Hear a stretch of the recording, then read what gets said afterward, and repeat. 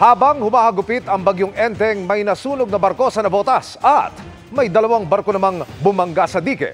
Nakatutok si Joseph Morong.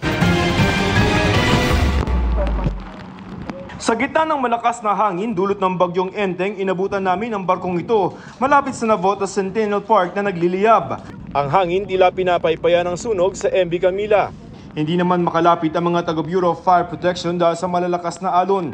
Nasa 30 minuto na nasusunog itong isang barko na nakaangkla dito sa may Navotas at tinitingnan na ng mga taga Bureau of Fire Protection kung may laman na mga tao yung barko na yan. Sa lakas ng hangin itong sa bagyong Enteng na sinamahan pa ng habagat ay hinahampas na ng malalakas na alon itong mga barko na nakaangkla dito sa Navotas.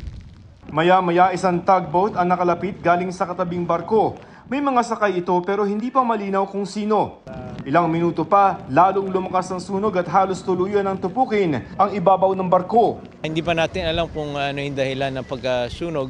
Ayon sa Navotas Substation ng Philippine Coast Guard, matagumpay na na-rescue ang 18 sakay ng barko. Sa paunang investigasyon, pasado alas 8 ng umaga na magsimula ang sunog na inaalam pa rin ng sanhi.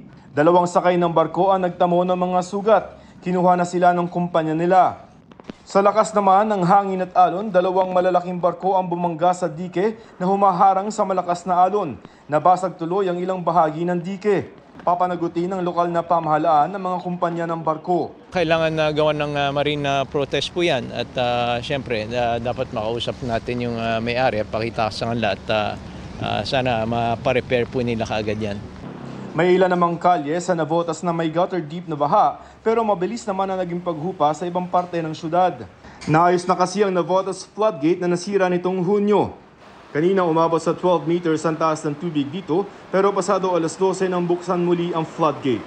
Para sa GMA Integrated News, Joseph Morong, nakatutok 24 oras.